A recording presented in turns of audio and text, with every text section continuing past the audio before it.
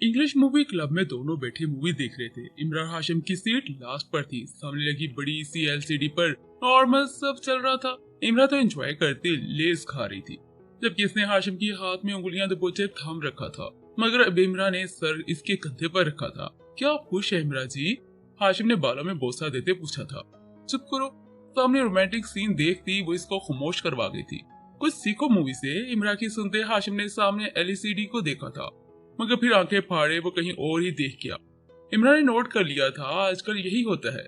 इमरान जान बूझ कर कहती इसके गालों को पकड़ती सामने की तरफ रुख करती है। सुबह तो बड़ी बड़ी बातें कर रहे थे, सब झूठ बोलते हो। इमरान ने जरा दबाव डाला तो हाशिम के होंठ खुलने की वजह से सफेद दांत नुमाया होने लगे। उसका चेहरा अपने मुकाबल करती है। वो बनकर रहो जो असल में हो, ये बार बार बदल क्यों जाते हो? इमरान ने आंखें छोटी कर इसको घूरा, फिर इसका चेहरा आजाद करती वो सामने देखने लगी। I love you always.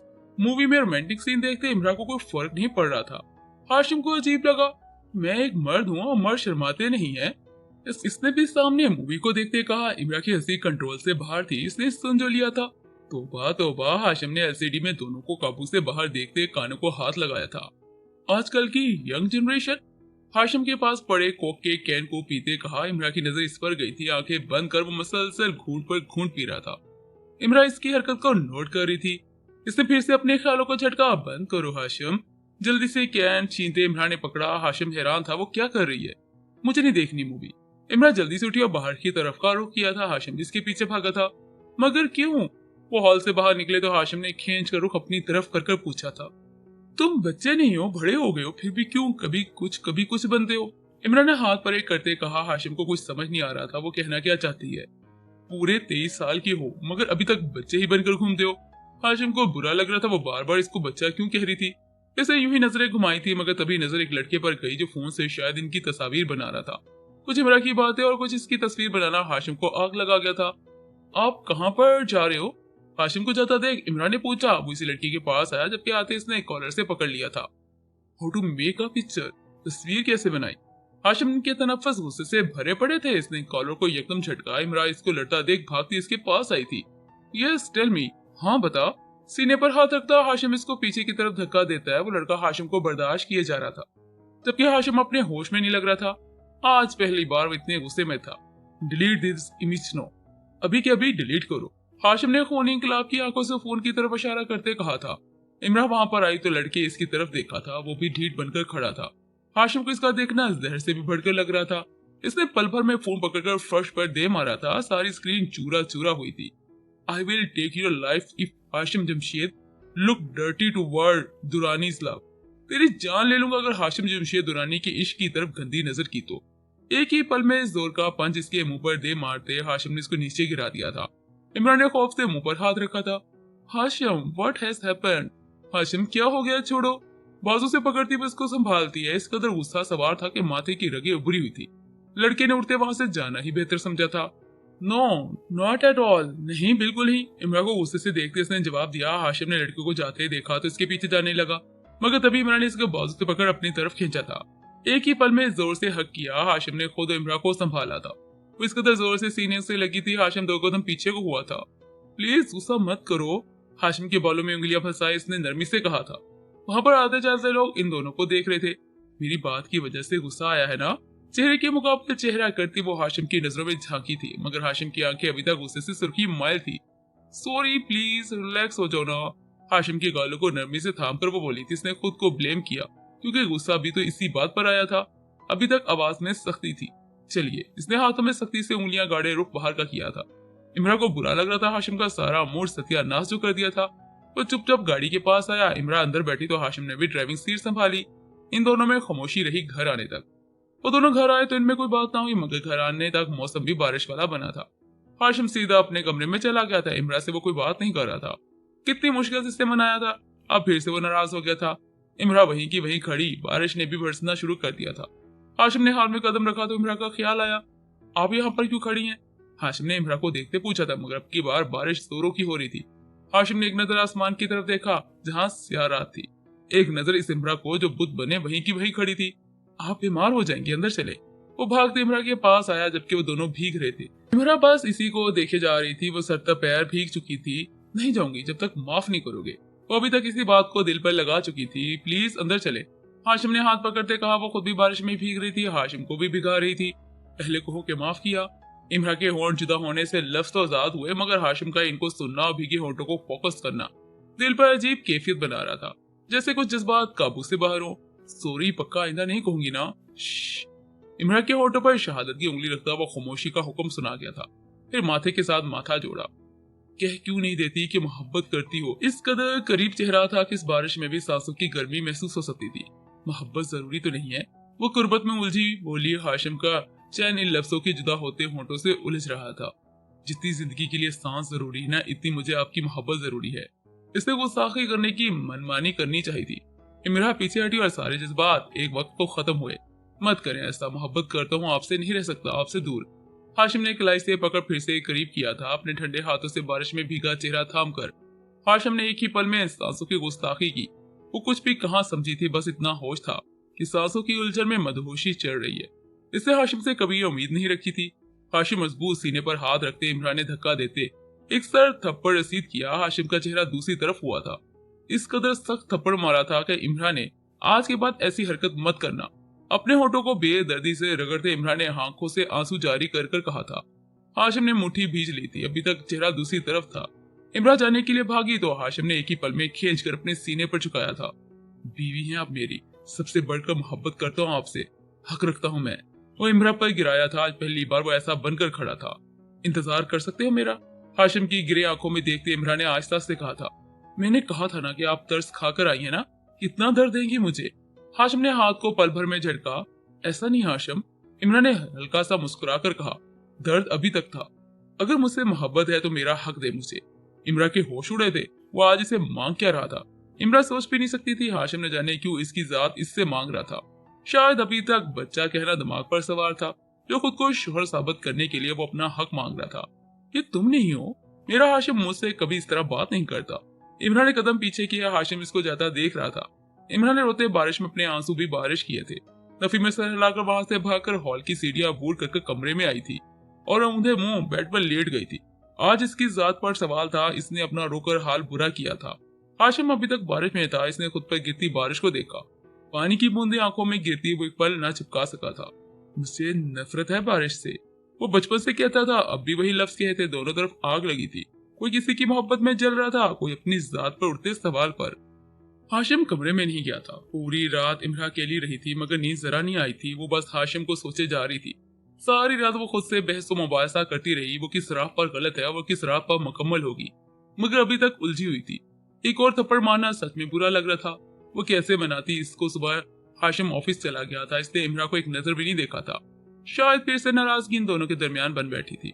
Hashim कभी पाकिस्तान क्यों नहीं आया था? इमरान ने स्कीना बी से पूछा। वो दोनों कमरे में थे। बाहर अभी तक बारिश लगी हुई थी।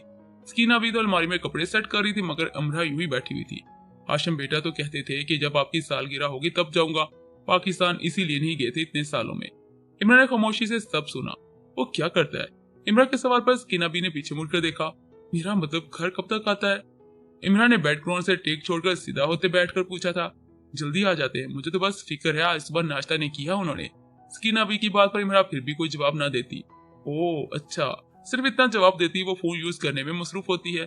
क्या आपको कहीं पर जाना नहीं है? इमरान ने बाहर का रुख करते स्कीना बी से पूछा। वो इसी वक्त रुकी। रिलेटिव्स नहीं है आपके यहाँ पर? मैं सोच रही थी कि आप अगर जाना चाहती है तो चली जाए, घर मैं देख लूंगी। इमरान की बात पर स्कीना बी हैरानी के तासरात से देखती है। हाँ, मेरी बहन का बेटा हिजाम यहाँ पर काफी अरसा हो गया है। मैं सोच रही हूँ किससे मिल लूं। बच्चा है, सोचता होगा खाला भूल गई। स्कीना बी ने मुस्कुरा कर कहा। इमरान भी मुस्कुरा दी। अच्छी बात है, आप तैयारी करें, ड्राइवर आपको छोड़ आएगा। इमरान ने कहकर फिर से खुद को फोन में मसरूफ किया। स्कीना भी बाहर निकल आई थी। मैसेज करती हूँ, कब आएगा? इमरान ने कहते हाशिम का नंबर ढूंढने की कोशिश की, मगर वो अभी तक डिलीट ही था। स्कीना भी से नंबर लेती हूँ। वो कहती उठी थी कि कॉल आई। इसे नंबर नोट किया तो पाकिस्तान से कॉल आ रही थी, मगर नंबर सेव नहीं था। पिकअप दी कॉल। इसी वक्त मैसेज आया। इमरान ने मैसेज सीन किया, मगर रिप्लाई नहीं दिया। फिर से कॉल आई। इसने फिर से कॉल नहीं उठाई, मगर अब उठाना ही बेहतर समझा। निकाह मुबारक हो। आगे से भारी आवाज सुनती वो चौंकी। कौन? इमरान ने इतना ही कहा था कि कॉल डिसलाइन कर दी गई थी। इसने नंबर नोट किया, मगर समझ नहीं आ रहा था कि किसका था। निकाह मुबारक। इमरान ने खुद कलामी की। आखिर किसका निकाह हुआ और वो फोन पर कौन था? वो यही सोच रही थी, कौन होगा पागल फारग रहने वाले लोग, इनको कोई और काम नहीं होता जो जहालों जैसे काम करते हैं। इमरा ख्याल झटकती बाहर निकली थी। इसने आहिस्ता से आंखें खोली तो खुद को किसी बंद कमरे में पाया। नजर सफेद छत पर गई थी। लेजी उठकर बैठते माथे पर हाथ रखा। शायद दर्द महसूस हो रहा था। अब ये कौन सी जगह है, कहीं मैं मर तो नहीं गई। इरिज ने खुद पर गिरे कंफर्ट को परे किया, बेड से नीचे उतरी। वैसे एक्टर को इतनी प्यारी जन्नत मिलती है, वाह। एक नजर इस छोटे से कमरे को देखती वो बोली, क्या कबाड़ है। इरिज ने दरवाजे के पास आते कहा, इसको खोलना चाहा। अब इसको क्या मसला है, खुल क्यों नहीं रहा। इसने हैंडल को घुमाना शुरू किया मगर खुल ही नहीं रहा था। इसने आंखें छोटी करके इसको फिर से घुमाना शुरू किया मगर तभी दरवाजा खुला और खौफ से पीछे जा गिरी। तुम? इरिज ने फिर से वही लड़का देख कहा। हाथ में खाने का ट्रे था। ब्लू पैंट व्हाइट शर्ट पहनी थी इसने। बगैर कोई बात करते खाने का ट्रे टेबल पर रखा था। क्या मुझे कोई बताएगा कि मैं यहाँ पर क्यों हूँ, खास तौर पर तुम्हारे साथ क्यों? इरिज ने उड़ते पूछा था। ज्यादा सर मत खपाओ, या बल्कि ये खाना खाओ।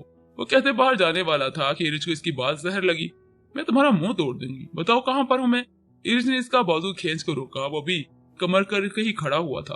तुम दोजख में हो, यकीन करो मेरा। सख्ती से हाथ पकड़ता हुआ झटके देता बोला, बकवास बंद करो मेरी। सेक्रेटरी को पता चलना ना तो तुम्हारी हड्डी बोटी एक कर देगी। हिजाम ने आंखें छोटी की और अब रुख भी सीधा किया था।